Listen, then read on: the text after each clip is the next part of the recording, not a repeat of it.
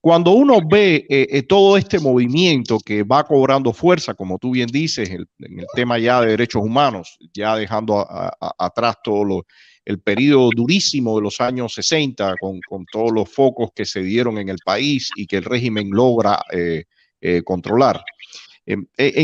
Todo este movimiento que viene evidentemente enfrentándose al férreo control del castrismo, pero que va poco a poco levantando con bases muy sólidas en la sociedad. O sea, realmente eran movimientos y voces que habían ido creando, pese a todas las dificultades, un cierto liderazgo, un reconocimiento en sus ámbitos, pequeños por todo lo que conocemos, pero de todas formas sí con raíces sólidas.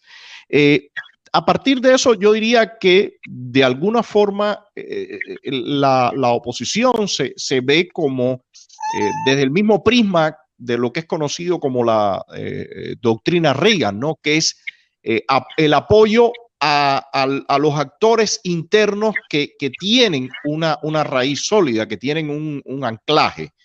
Y de ahí lo importante que mencionaba Juan Carlos, que venga una persona como Keyson y diga, yo voy a apoyar a la gente que está en el terreno y que está llevando adelante esto.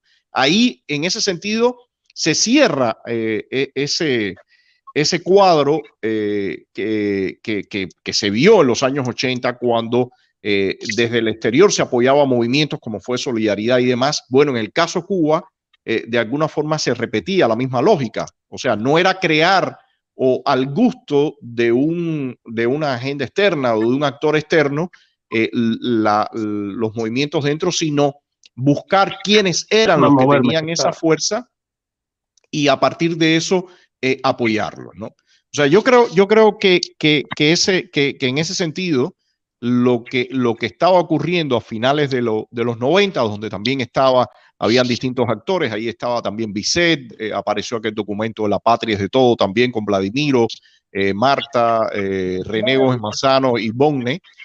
También estaba todo el trabajo del Movimiento Cristiano Liberación, para allá también con su línea de su proyecto Varela. O sea, realmente había un movimiento que estaba fincado en la realidad. A diferencia de lo que hemos visto en los últimos tiempos, lo digo con toda claridad, donde desde el exterior se ha buscado favorecer X o Y actor y a partir de eso X o Y proyectos y no un poco montarse en lo que realmente está pasando en el terreno. En ese sentido, ¿cómo ven ustedes ese proceso que como tú describías, Juan Carlos, marcaba una unidad, marcaba un consenso en el trabajo que se va dando en ese 2001, 2002, 2003, cuando el régimen ya decide intervenir y hacerlo de la forma que lo hace? ¿Cómo ven ustedes ese proceso de evolución? Y miren, si quieren ir tocando, y no me parece que en aras de ahorrar tiempo, y quieren contrastarlo un poco con lo que se ha visto en los últimos tiempos, pues perfecto, porque eso de alguna forma nos va anclando eso que se vivió a la actualidad también. ¿Cómo ven ustedes ese proceso de coordinación de trabajo y de raíz que había en el momento? Sí, tocaste un tema, tocaste un punto también que fue muy álgido para el régimen, que fue el proyecto Varela. El proyecto Varela, el cual nosotros apoyamos con la recogida de firmas, o sea, dándole promoción al proyecto Varela, también preocupó mucho, pero mucho al régimen en un momento muy clave. Pero voy a decirte algo que es desde mi óptica, desde mi punto de vista, y es que aquella oposición tenía una visión, tenía unos proyectos muy definidos y muy diferentes a la actual oposición. O sea, se ha visto como que lo voy a acomodar a la oposición a su manera.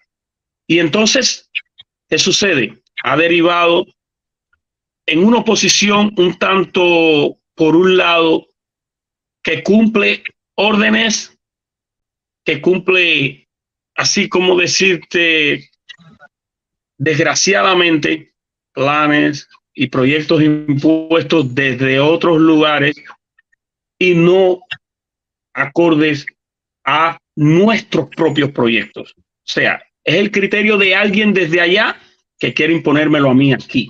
No, si yo soy el que estoy en Cuba, yo soy el que estoy luchando con una dictadura.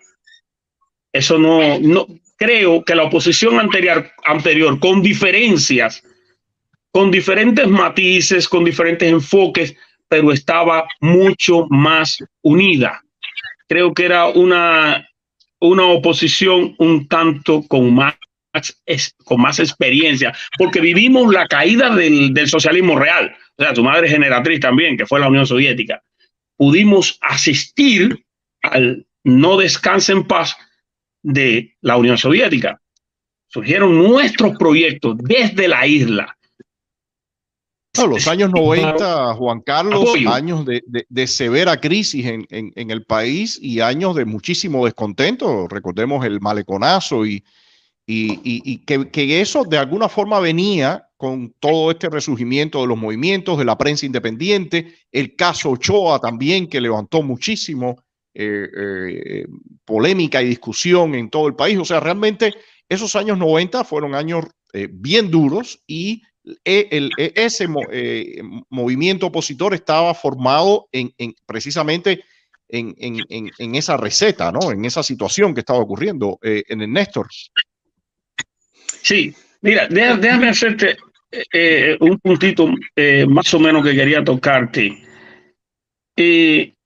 Las ayudas siempre en todas estas luchas son necesarias, las ayudas efectivas. Te voy a poner un ejemplo. Si Ucrania no hubiese estado recibiendo la ayuda que está recibiendo de todo el bloque en pleno de la OTAN y de otros países, ¿estuviese resistiendo? No. Seguro que ya Putin se los hubiese tragado. O sea, si no hubiese tenido esa ayuda, no estuviera resistiendo, ya estuviera rendida a Putin. Entonces, si las ayudas que destina la ANEP y la USAID efectivamente hubiesen estado enfocadas en la lucha de la oposición anticastrista y directamente a la oposición anticastrista, otra cosa sería. Pero desgraciadamente están yendo por lugares que no son, por atajos que no son y no conducen a nada. Haciendo lo mismo no vamos a obtener diferentes resultados. Eso es lo real, lo que está pasando. La oposición cubana está huérfana y la han desenfocado totalmente. Le han desdibujado todo. Bueno, habría que comenzar a hacer una valoración de esas tres generaciones, porque estamos hablando de cierta conducta ante cierto proceso histórico determinado en un país de tres generaciones, porque el castrismo lleva 64 años. Estamos hablando de esa primera generación de los años 60 y 70, que usaron algunos por la misma vía revolucionaria que usó el castrismo para llegar al poder, y ya esta otra parte de los años 80, está ahí también la de la caída, que une con la de la caída del muro de Berlín, y esta que yo le llamo la generación de Patria y Vida, que es a través de un movimiento más populista, más un poco de horizontal, ciudadano horizontal, que fue desarrollándose con otros aristas, con otros matices. Y es cierto que yo valoro muy lúgubre el estado y la salud de la oposición, tanto dentro como fuera. Yo no voy a entrar en particularidades, en casos específicos, que me gustaría más tratar los temas más generales de estos 20 años. ¿Por qué no hemos avanzado? Porque si realmente estamos congelados en el tiempo. El movimiento democrático cubano se ha congelado. ¿Por qué? Por muchos factores. Uno, la traición, la apostasía de también una parte, es una élite de progre de Occidente o de orientación más a la izquierda de Occidente que sigue viendo no sé si con escepticismo, porque precisamente como no hay un movimiento monolítico, no hay un movimiento compacto, no hay una alternativa al castrismo hoy sobre la mesa. ¿A quién se la vamos a poner? ¿A Europa o América? Mire, aquí hay una alternativa. No existe, no tenemos eso. Para apoyarnos puede visitar nuestra página estadodesat.com y desde allí realizar cualquier donación.